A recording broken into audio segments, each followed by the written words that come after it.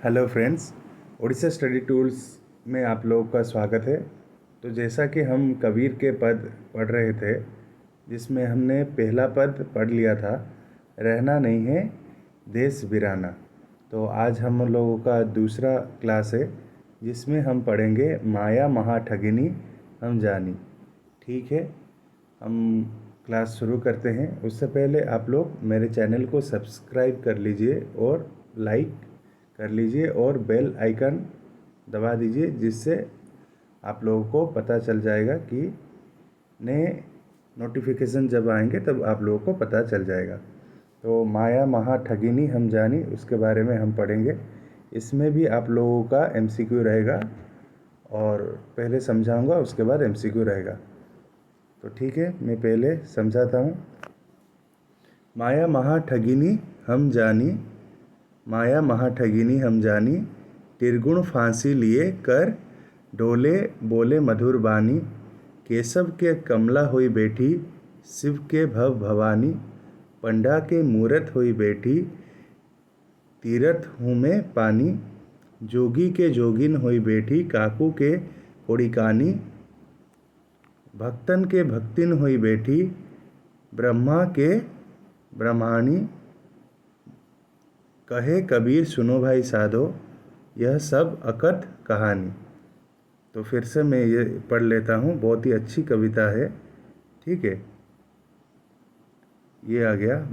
माया महा ठगिनी हम जानी, त्रिगुण फांसी लिए कर डोले बोले मधुरी बानी, केशव के कमला हुई बैठी शिव के भवानी, पंडा के मूरत हुई बैठी तीरथ हूँ मैं पानी, जोगी के जोगिन हुई बैठी काकू के कोड़ी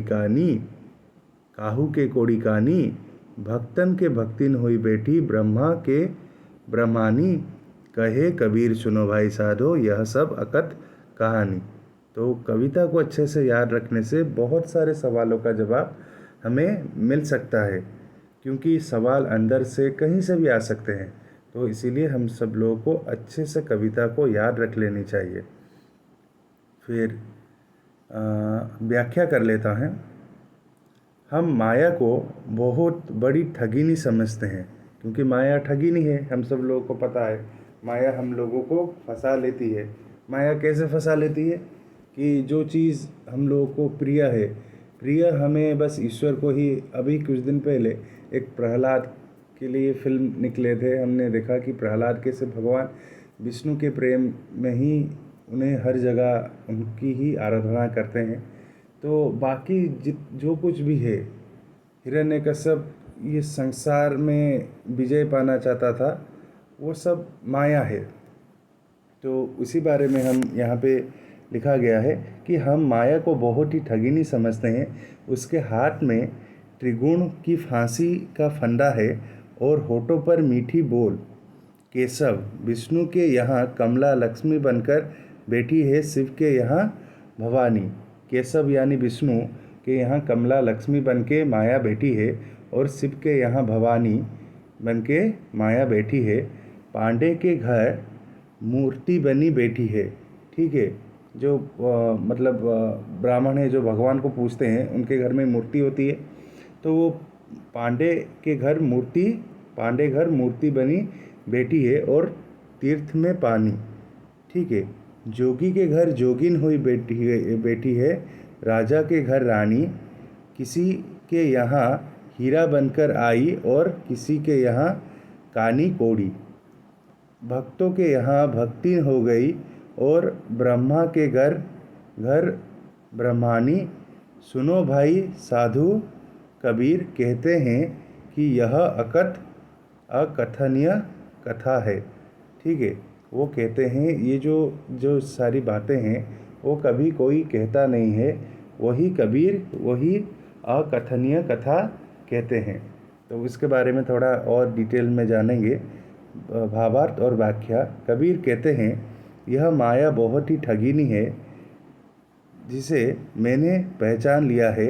यह अपने हाथ में त्रिगुण सत्व रज तम की फांस लेकर घूमती है। यानी फांस यानी क्या कहते हैं, जो फांसी में जो क्या कहते हैं इस्तेमाल होता है, रस्सी। रस्सी, तीन त्रिगुण जो सत्य रज तम है, इन तीनों का फांस लेकर घूमती है और मधुर वाणी बोलकर सबको फंसा लेती है। यह माया ही भगवान विष्णु की पत्नी लक्ष्मी के रूप में बैठी है और यही भगवान शिव की पत्नी भवानी बनकर विराजमान है। यह माया पंडितों की मूर्तियों में बैठी है और तीर्थों के जल में भी व्याप्त है। ठीक है, यह माया पंडित की मूर्तियों में बैठी है और तीर्थों के जल में भी व्याप्त है। यही माया योगिनों के योगिन है और किसी के लिए कौड़ी धन के रूप में है। ठीक है, योगियों के योगिन होकर और किसी के घर कौड़ी यानी धन के रूप में है। फिर हम आगे बढ़ते हैं। यही भक्तों के बीच भक्तिन बनकर विराजती है और ब्रह्मा की शक्ति सरस्वती के रूप में प्रतिष्ठित है। तो हम फिर से देख लेते हैं, इसे हम अच्छे से याद रख लेंगे कि क्या क्या बन के बैठी हैं। यह माया भगवान विष्णु की पत्नी लक्ष्मी बन के बैठी है। यही भगवान शिव की पत्नी भवानी बन के बैठी है। यही माया पंडित यानी मूर्तियों में बैठी है और तीर्थों के जल में भी व्याप्त है। यही माया योगियों की योगिन है और किसी के लिए कौड़ी यानी धन के रूप में है। ठीक है, तो आगे हम जब MCQ कर लेंगे हमें बहुत सारी चीज़ें पता लग जाएगी। अंत में कबीर कहते हैं कि भाई साधकों, यह सब अकथा कहानी है, अर्थात इसे शब्दों में पूर्णतः नहीं कहा जा सकता। कबीरदास के अनुसार माया किस प्रकार की है? माया किस प्रकार की है? ठगनी है। ठीक है, तो इसका जवाब है ठगनी। मैं मिटा दूँगा, मतलब छुपा लूँगा, उसके बाद हमें खुद से करना है। माया किसके हाथ में त्रिगुण फांस लेकर चलती है? किसके हाथ में लेके चलती है? हम देखेंगे माया किसके हाथ में त्रिगुण लेके चलती है। ब्रह्मा नहीं, विष्णु नहीं, माया स्वयं, और शिव भी नहीं। माया किसके हाथ में? स्वयं के हाथ में लेके चलती है माया स्वयं। माया किसके घर में भवानी बन के बैठी है? किसके घर में भवानी बन के बैठी है? विष्णु के यहाँ, पंडा के यहाँ। जवाब क्या होगा देखते हैं। इसका जवाब होगा शिव के यहाँ। शिव के यहाँ, विष्णु के यहाँ लक्ष्मी बन के बैठी है, शिव के यहाँ भवानी। ठीक है, तो इसका जवाब होगा बी। फिर हम माया पंडा के यहाँ किस रूप में बैठी है? तो पंडा के यहाँ किसके रूप में बैठी है? पंडा के यहाँ हम देखेंगे भक्ति नहीं, योगी नहीं, मूर्ति बन के बैठी है। तो इसका जवाब क्या होगा? सी। कबीरदास ने किसे अकथन कहानी कहा है? गुरु का नाम, माया का खेल, भक्तियों की भक्ति, निर्गुण का ज्ञान। जरूर बी होगा। बी है। माया का खेल। माया महाठगिनी हम जानी, किस संत कवि की का पद है? तुलसीदास का नहीं, सूरदास का नहीं, कबीरदास का है। फिर हम आगे बढ़ते हैं।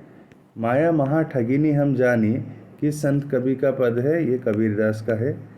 मैंने पहले ही कहा था। कबीरदास के अनुसार माया कैसी है? माया ठगिनी है। फिर माया अपने हाथ में क्या लेकर चलती है? ये लेकर चलती है त्रिगुण फांस लेकर चलती है। बी। माया किसके रूप में मधुर वाणी बोलती है? माया किसके रूप में मधुर वाणी बोलती है? साथ में नहीं, ठगिनी होगा। ठीक है, सी होगा कि नहीं देखते हैं। सी है। माया विष्णु के यहाँ किसके रूप में बैठी है? विष्णु के यहाँ कमला यानी लक्ष्मी के रूप में बैठी है, जिसका जवाब होगा बी। ठीक है, क्योंकि वो सरस्वती तो नहीं है। फिर हम देखते हैं कमला के रूप में बैठी है, भगवान नहीं है, योगी नहीं। माया शिव के भवन में किसके रूप में बैठी है? माया शिव के भवन में शिव की ये कौन है? ये है कौन है? कमला। कमला है ना? नहीं, भवानी है। माया शिव के भवन में भवानी बन के बैठी है। ठीक है, जिसका जवाब होगा बी। ठीक है। फिर माया पंडा के किस रूप में बैठी है? पंडा के यहाँ मूर्ति के रूप में। ठीक है, जिसका जवाब होगा बी, सॉरी ए। माया पंडा के यहाँ मूर्ति बन के बैठी है, जिसका जवाब होगा ए। फिर माया तीर्थ में किसके रूप में बैठी है? ये तो आसान है, हमें याद है।